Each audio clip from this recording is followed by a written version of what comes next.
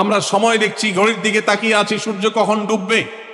সূর্য ডুবেছে আর সাথে সাথে আমরা ইফতার করছি। এই যে আল্লাহর নির্দেশের অপেক্ষা, ইসলাম রোজার মাধ্যমে আমাদেরকে সেই শিক্ষাটা দিতে চায়। রোজা আমাদের সাথে সেই কথা বলে যে দেখো, তুমি জীবনে বিরত থাকতে শিখো, গোটা পৃথিবী তোমাকে ভোগ শিখাবে, ইসলাম তোমাকে ত্যাগ শিখাবে, ইসলাম তোমাকে কন্ট্রোল করা শিখাবে। আমাদের তরুণদের চরিত্রকে নষ্ট করবার জন্য, তাদেরকে নানাভাবে উস্কানি দেওয়ার জন্য, বিনোদনের নামে, নিউজের নামে, বিজ্ঞাপনের নামে, বিভিন্ন নামে অশ্লীল নানা দৃশ্য, খোলামেলা দৃশ্য তাদের সামনে দেখানো হয়, ভোগের আহ্বান করা হয়। ইসলাম বলে, হে মুসলিম তরুণ, তোমার চোখের এরিয়ার মধ্যে কোনো পরনারী, কোনো সুন্দরী নারী পড়ে গেছে, তুমি আজ করতে পেরেছ, সাথে সাথে তোমার দৃষ্টিকে তুমি নিয়ন্ত্রণ করো, অবনত করো। কুল্লিল মুমিনিনা ইয়াগুদ্দু মিন আবসারিহিম ওয়া ইয়াহফাযু ফুরুজাহুম। আল্লাহ বলেছেন, হে রাসূল বলে দিন ইমানদার পুরুষদেরকে তারা যেন তাদের চোখগুলোকে নামিয়ে রাখে, তাদের সম্ভ্রমকে তারা সংরক্ষণ করে। মনে রাখবেন, যা খুশি তা করতে পারা এটা যোগ্যতা নয়। নিজেকে নিয়ন্ত্রণ করলাম, যা খুশি তা করব না, এর নাম হলো যোগ্যতা। ডায়রিয়ার রোগী ডাইরেক্ট হয়ে যায়, যা খুশি যে করে, নিজের মন যেদিকে তাকে নাচায় সেদিকে নাচে, এ লোকটা অসুস্থ মানুষের মতো। আর মুসলিম যুবক, মুসলমান মানুষ, নারী পুরুষ, সে নিজেকে নিয়ন্ত্রণ করে। আল্লাহ এটা হারাম করেছেন, আমার মন চায়, চাইলেই আমি সেটা নিতে পারি, কিন্তু আমি নেব না। আমি একটা জিনিস ধরতে পারি, আল্লাহ হারাম করেছেন, সেজন্য আমি ধরবো না। এই শিক্ষাটা রমজান আমাদেরকে দেয়। অতএব রমজানের সবচেয়ে গুরুত্বপূর্ণ আমল হলো এই 10 নম্বর আমল, সেটা হলো পাপাচার বর্জন করা। নবী সাল্লাল্লাহু আলাইহি সাল্লাম বলেছেন, যে ব্যক্তি রমজানে রোজা রাখলো আর পাপাচার বর্জন করলো না, তাহলে এই রোজা রাখার উপোস থাকার ভিতরে কোনো পার্থক্য নাই। আল্লাহ আমাদের সবাইকে রমজান মাসে রোজা থেকে সকল হারাম, সকল নাজায়েজ কাজ, সকল গুনাহের কাজ ছাড়ার তৌফিক দান করবো না আমি।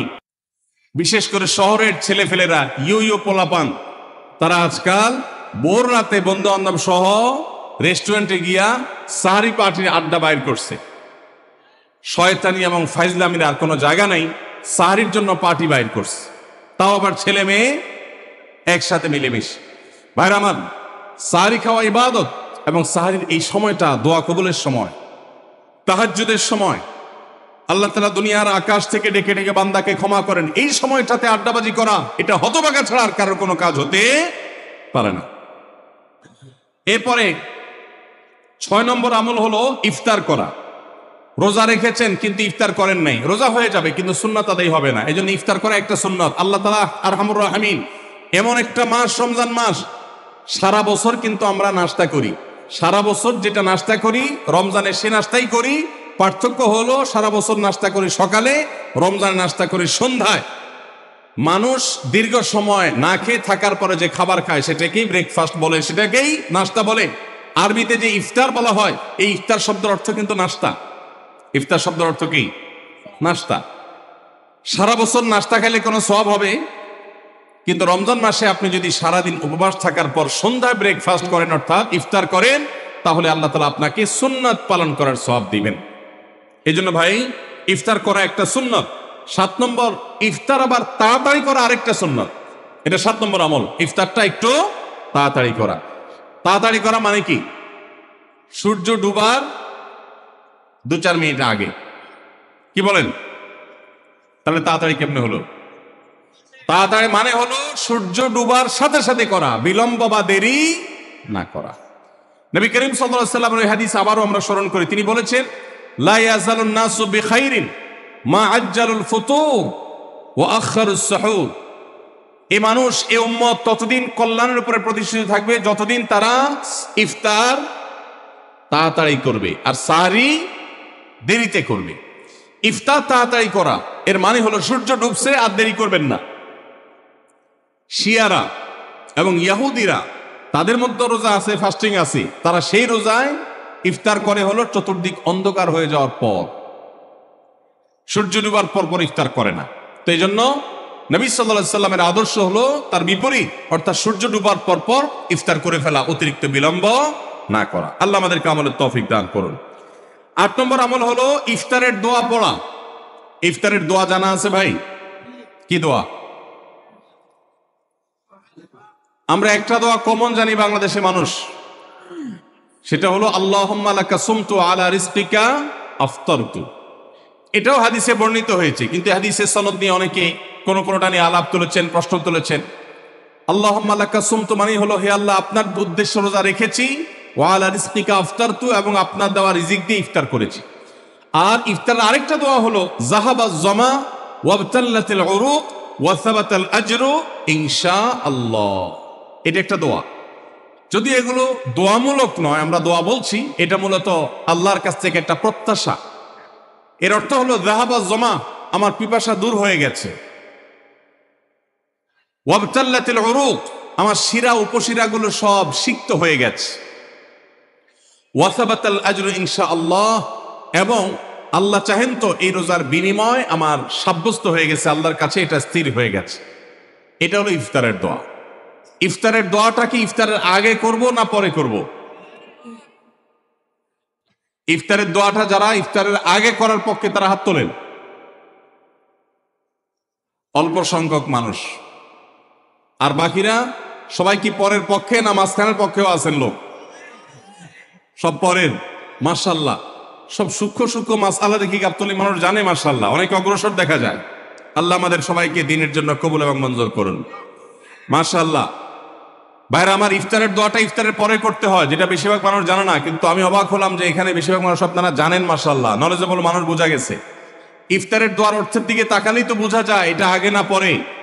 দোয়ার অর্থের মধ্যে তাকালে আমরা দেখতে পাচ্ছি যে আল্লাহ শিরা উপশিরা সিক্ত হয়ে গেছে, পিপাসা দূর হয়ে গেছে, এগুলো তো ইফতারের পরেই হয়।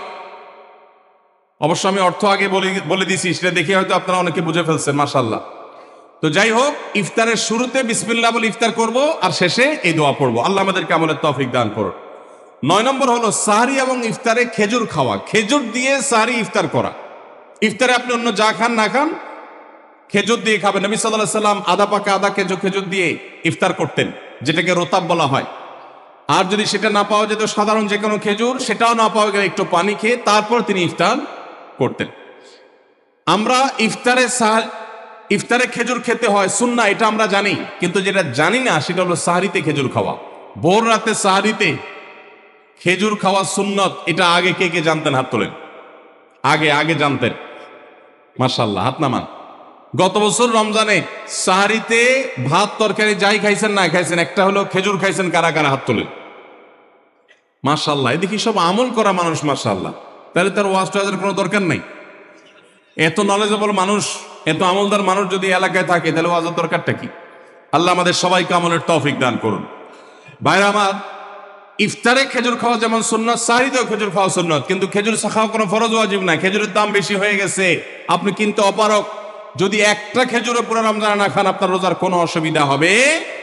তবে নবী সাল্লাল্লাহু আলাইহি ওয়াসাল্লাম যেহেতু ইফতার এবং সাহরিতে খেজুর খেতেন, আর খেজুরে প্রচুর পরিমাণ সুগার আছে, উপকারী, যেটা মানুষের স্বাস্থ্যের জন্য উপকারী, প্রচুর পরিমাণ এনার্জি আছে, খাদ্য শক্তি আছে, সারাদিন রোজা রেখে আমাদের যে সুগারের ঘাটতি হয় সেটা পূরণ করার জন্য সহায়ক হয়। এই জন্য সাহরি এবং ইফতারে খেজুর খাওয়া এমনিতেও উপকারী। আর নবী সাল্লাল্লাহু আলাইহি ওয়াসাল্লামের সুন্নাত, তিনি বলেছেন, নি'মা সাহুরুল মুমিনি আত-তামার, ইমানদারের সাহরির আইটেমের মধ্যে সবচেয়ে বেস্ট উত্তম হলো খেজুর। এজন্য অন্য যাই খান না খান, একটু হলো, এক পিস হলো খেজুর খাবেন, ইনশাআল্লাহ সুন্নাত আদায় করার নিয়তে খেলে এই খেজুর সুন্নাতটা আদায় হয়ে যাবে, আল্লাহ তাআলা চাহেন তো। তাহলে 9 নম্বর আমল পেলাম হলো সাহরি এবং ইফতারিতে খেজুর খাওয়া। 10 নম্বর আমল হলো সকল প্রকার পাপাচার বর্জন করা, গুনাহের কাজ থেকে বিরত থাকা। এইটা হলো রমজান মাসের দ্বিতীয় সর্বোচ্চ গুরুত্বপূর্ণ আমল। সিরিয়ালে আমরা 10 নম্বরে বলেছি, কিন্তু 27টা রমজানের স্পেশাল আমলের মধ্যে সবচেয়ে গুরুত্বপূর্ণ আমল হলো রোজা রাখা, আর দ্বিতীয় সর্বোচ্চ গুরুত্বপূর্ণ আমল হলো সব ধরনের পাপাচার বর্জন করা, গুনাহের কাজ ত্যাগ করা। যদি কেউ রমজানে রোজা রাখে, আবার চোখ দিয়ে হারাম জিনিস মোবাইলে দেখে, স্ক্রিনে দেখে, পত্রিকার পাতায় দেখে, অফলাইনে দেখে, পরনারীর দিকে তাকায় থাকে, সে যদি কান দিয়ে হারাম জিনিস শুনে, গান বাদ্য, এ সমস্ত কিছু সে যদি উপভোগ করে, তাহলে তার এই রোজা আর উপোস থাকার মধ্যে কোনো পার্থক্য। মনে রাখবেন, রোজা শুধু পেটের হয় না, রোজা চোখের হয়, রোজা কানের হয়, রোজা হাতের হয়, রোজা মুখের হয়, রোজা শরীরের প্রত্যেকটা অঙ্গ প্রত্যঙ্গের হয়। একজন মানুষ যখন তার পুরো শরীরে রোজা করে, সে যখন সকল অঙ্গ প্রত্যঙ্গ দিয়ে আল্লাহর আনুগত্য করে, আল্লাহর নাফরমানি থেকে বেরিয়ে আসে, তখন সে সত্যিকারের রোজাদার হয়। আর যে শুধুমাত্র দিনের বেলায় পানাহার বর্জন করে, যৌনাচার বর্জন করে, আর সমস্ত পাপাচার অপকর্ম সে যথারীতি অন্য সময়ের মতো রমজান মাসেও করে, এই রোজাদার পেটের রোজা রেখেছে কিন্তু তার শরীরের অন্য অন্য অঙ্গ প্রত্যঙ্গগুলো আল্লাহর কথা শুনে নাই, সো সেগুলো কিন্তু রোজা রাখে নাই। এই রোজা আল্লাহর কাছে মাকবুল এবং গ্রহণযোগ্য রোজা হতে পারে না। অতএব আমরা রমজান মাসে সব ধরনের গুনাহের কাজ বর্জন করবো তো ইনশাআল্লাহ। প্রিয় ভাইরা আমার, রোজা কিন্তু আমাদের সাথে কথা বলে। রোজার ভাষা আমরা অনেকে জানি না, কি বলে সেটা অনেকে বুঝি না, কিন্তু রোজা আমাদের সাথে কথা বলে। কি কথা? সিয়াম শব্দের অর্থ, আমরা যেটাকে রোজা বলছি সেটা কোরআনের ভাষায় বলা হয় সিয়াম, হাদিসে বলা হয়েছে সেটাকে সওম বা সিয়াম। এই সওম বা সিয়াম একই শব্দ, এর অর্থ হলো বিরত থাকা। এর অর্থ হলো কি ভাই? বিরত থাকা, ব্রেক দিতে জানা। আল্লাহ রাব্বুল আলামিন রোজার মতো ইবাদত দিয়েছেন আমাদেরকে জীবনে ব্রেক দেওয়ার অভ্যাস গড়ে তোলার জন্য। আমরা যেন ব্রেক দিতে শিখি, আমরা যেন থামতে শিখি, আমরা যেন নিজেদেরকে নিয়ন্ত্রণ করতে শিখি। ইসলামের যে বৈশিষ্ট্য, ইসলামের যে বিউটি, ইসলামের যে সৌন্দর্য, সেটা হলো ইসলাম পৃথিবীর মানুষকে আত্মনিয়ন্ত্রণ করবার কথা বলে। আজ ভোগবাদী পৃথিবীর যেদিকে তাকাবেন, চতুর্দিকে দেখতে পাবেন শুধু ভোগের হাতছানি। দুনিয়াটা মস্ত বড়, খাও দাও আর ফুর্তি করো, শুধুমাত্র ফুর্তি ফুর্তি এবং ফুর্তি, ভোগ এবং ভোগ এবং ভোগ। গোটা পৃথিবী আপনাকে ভোগের কথা বলবে, ত্যাগের কথা বলবে না। ইসলাম আপনাকে ত্যাগের কথা বলে। আপনি ঈদ উদযাপন করবেন, ঈদ উল ফিতর, সেখানে পর্যন্ত ইসলাম বলে আগে গরিবের বাসায় ফিতরা পৌঁছাবে, তারপর তুমি ঈদগাহে যাবে, ঈদের আনন্দ করবে। আপনি কোরবানির ঈদে পশু জবে করে গোশত খাবেন, উৎসব করবেন, ইসলাম বলে ভালো কথা, তুমি উৎসব করবে, তোমাকে উৎসব করতেই দেওয়া হয়েছে, কিন্তু আগে গরিবের বাসায়ও এই গোশত পাঠাবে ঈদের, সেটা নিশ্চিত করবে, তার পাশাপাশি তুমি ঈদ উদযাপন করবে। আমরা যে রমজানের রোজা রাখি, এই রোজা আমাদেরকে বিরত থাকার কথা বলে। সেই বিরত থাকাটা কি? সেটা হলো আমরা যখন রোজা রাখি আমাদের পিপাসা হয়, আমাদের ক্ষুধা লাগে, পিপাসা হয়, আবার হাতের সামনে হয়তো পানিও আছে, আমার ক্ষুধা লাগে, হাতের সামনে হয়তো খাবারও আছে, কেউ দেখছেও না, সিসি ক্যামেরাও নেই, বদ্ধ রুমে কক্ষের মধ্যে, কিন্তু আমি রোজাদার। কোন রোজাদার রোজার মধ্যে খায়, পান করে? কেন? কারণ সে জানে আল্লাহ নিষেধ করেছেন। আমরা যখন ইফতার সামনে নিয়ে বসে থাকি সন্ধ্যাবেলায়, ভাইরা আমার, সারা বছর নাস্তা তো আল্লাহ তাআলা কম হোক বেশি হোক সবাইকে করার তৌফিক দেন, আমরা সবাই তো কম বেশি নাস্তা করি। সারা বছর আপনি যদি বুফে গিয়ে 100 আইটেমের নাস্তা দিয়েও আপনি খাবার গ্রহণ করেন, সকালের ব্রেকফাস্ট আপনি খান, ইফতারের সময় মাত্র 2-4টা আইটেম নিয়ে বসে থেকে আজানের জন্য, সূর্য ডোবার জন্য যে অপেক্ষা করেন, ওই অপেক্ষার সময় যে অবর্ণনীয় স্বাদ আর তৃপ্তি পাওয়া যায়, পৃথিবীর সমস্ত খাদ্য গ্রহণের মধ্যেও এই তৃপ্তি বা স্বাদ নাই। নবী সাল্লাল্লাহু আলাইহি ওয়াসাল্লাম সেজন্য বলেছেন, লিসসাইমি ফারহাতান, রোজাদার ব্যক্তিকে দুটি আনন্দ দেওয়া হয়, ফারহাতুন ইনদা ফিতরি ওয়া ফারহাতুন ইনদা লিকাই রাব্বি। একটা আনন্দ হলো ইফতারের সময়, অবর্ণনীয়, ভাষায় প্রকাশ করবার অযোগ্য, কি ভালো লাগা কাজ করে। ইফতারের জন্য আমরা বসে আছি, খাবার সামনে আছে, রকমারি শীতল শরবত সামনে আছে, রকমারি খাবারের পসরা সাজানো আছে টেবিলে, দস্তরখানে, এদিকে পেটে ক্ষুধাও আছে, কিন্তু আমরা মিনিট গুনছি, আমরা সময় দেখছি, ঘড়ির দিকে তাকিয়ে আছি, সূর্য কখন ডুববে। সূর্য ডুবেছে আর সাথে সাথে আমরা ইফতার করছি। এই যে আল্লাহর নির্দেশের অপেক্ষা, ইসলাম রোজার মাধ্যমে আমাদেরকে সেই শিক্ষাটা দিতে চায়। রোজা আমাদের সাথে সেই কথা বলে যে দেখো, তুমি জীবনে বিরত থাকতে শিখো, গোটা পৃথিবী তোমাকে ভোগ শিখাবে, ইসলাম তোমাকে ত্যাগ শিখাবে, ইসলাম তোমাকে কন্ট্রোল করা শিখাবে। আমাদের তরুণদের চরিত্রকে নষ্ট করবার জন্য, তাদেরকে নানাভাবে উস্কানি দেওয়ার জন্য, বিনোদনের নামে, নিউজের নামে, বিজ্ঞাপনের নামে, বিভিন্ন নামে অশ্লীল নানা দৃশ্য, খোলামেলা দৃশ্য তাদের সামনে দেখানো হয়, ভোগের আহ্বান করা হয়। ইসলাম বলে, হে মুসলিম, তো তোমার চোখের এরিয়ার মধ্যে কোনো পরনারী, কোনো সুন্দরী নারী পড়ে গেছে, তুমি আঁচ করতে পেরেছ, সাথে সাথে তোমার দৃষ্টিকে তুমি নিয়ন্ত্রণ করো, অবনত করো।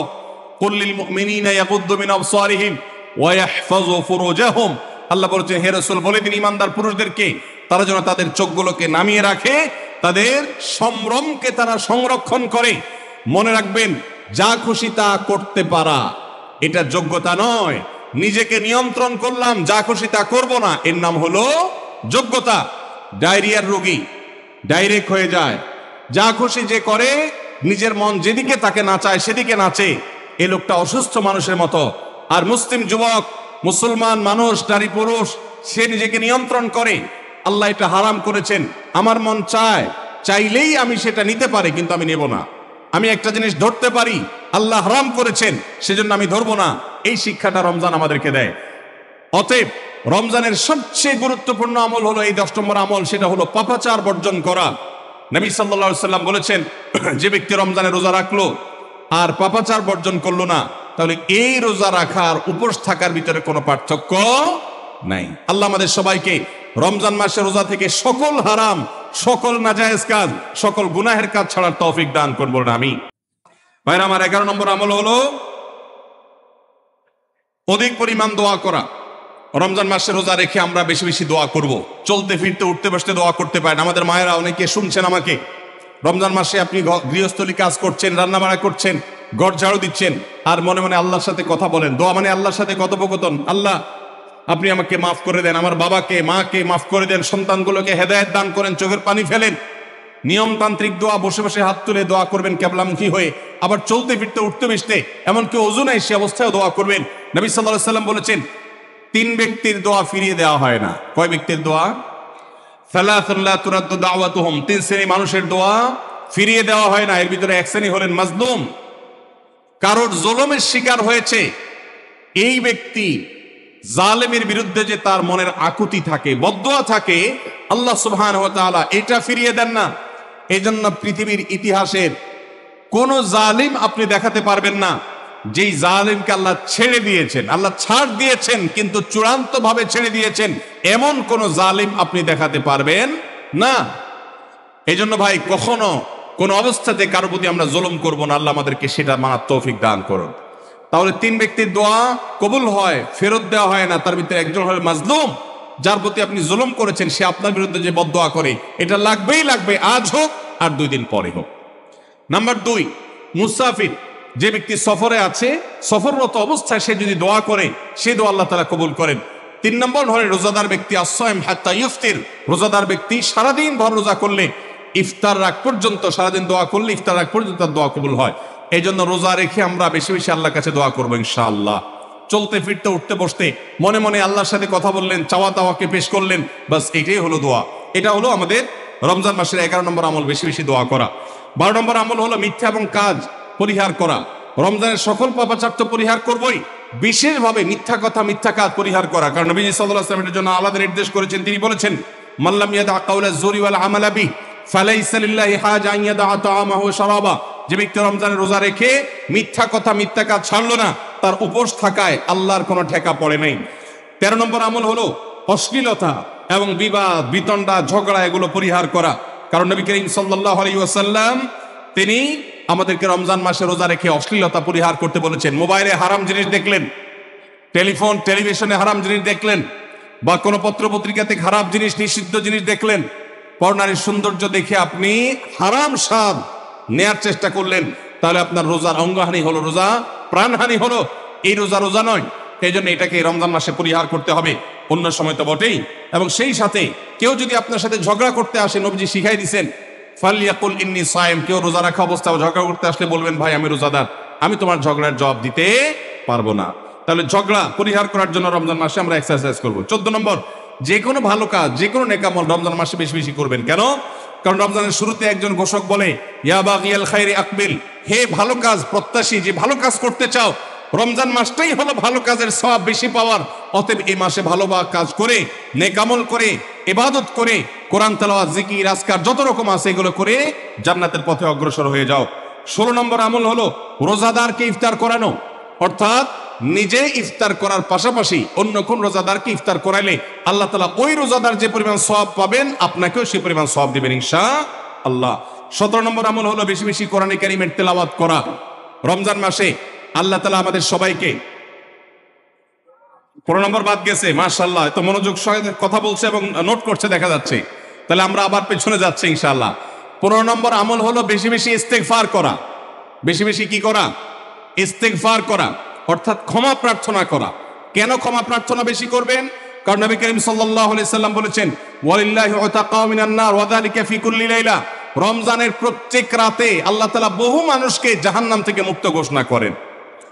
ভাইরা আমার, আমাদের পাপাচারের কারণে জাহান্নামীদের তালিকা নাম উঠে থাকলেও রমজানে আল্লাহ বহু মানুষকে ঠিক দেন যে এই লোককে জান্নাতি ঘোষণা করা হলো, জাহান্নাম থেকে মুক্ত ঘোষণা করা হলো। এই জন্য এই মাসে আল্লাহর কাছে বেশি বেশি মাফ চাইতে হয়, ইস্তেগফার করতে হয়, চোখের পানি ফেলে দোয়া করতে হয় যে আল্লাহ আপনি মাগফিরাত নসিব করেন। এটা হলো 15 নম্বর আমল। 16 নম্বর আমল হলো রোজাদারকে ইফতার করানো। নিজে ইফতার করবেন, পাশাপাশি রোজাদার ব্যক্তিকেও ইফতার করাবেন। নবী সাল্লাল্লাহু আলাইহি সাল্লাম বলেছেন, যদি কোনো ব্যক্তি কোনো রোজাদারকে ইফতার করায় তাহলে যেই ব্যক্তি তাকে ইফতার করালেন তার রোজার সওয়াব তো সে পাবেই, আপনি ইফতার করায়া সমপরিমাণ সওয়াব লাভ করবেন ইনশাআল্লাহ। অতএব মসজিদে ইফতার দেওয়ার ব্যবস্থা করা যেতে পারে, রাস্তাঘাটে, বিশেষ করে পাবলিক পরিবহনে, এমনকি প্রাইভেট গাড়িতেও সন্ধ্যার সময়, ইফতারের সময় অনেক সময় খাবার থাকে না, তখন আপনি রাস্তায় দাঁড়িয়ে যদি সামান্য একটু খেজুর, সামান্য একটু পানি বিতরণ করতে পারেন তাইলে সওয়াবটা পাওয়া যেতে পারে। আপনার বাসার আশেপাশে অনেক অভাবী মানুষ আছে, তাদের বাসায় আপনি ইফতার পৌঁছে দিতে পারেন, এর মাধ্যমে রোজাদারকে ইফতার করানোর সওয়াব পেতে পারেন। 17 নম্বর আমল হলো বেশি বেশি কোরআনে কারীমের তেলাওয়াত করা। কোরআনে কারীমের তেলাওয়াত রমজান মাসে বেশি বেশি করব। কেন? কারণ হলো এই মাসটাই হলো কোরআন নাজিলের মাস। আল্লাহ তাআলা রমজান মাসে কোরআন নাজিল করেছেন। আল্লাহ বলেছেন, শাহরু রমাদান আল্লাযী উনজিলা ফীহিল কুরআন হুদাল লিন-নাস ওয়া বায়িনাতিন মিনাল হুদা ওয়াল ফুরকান। রমজান মাস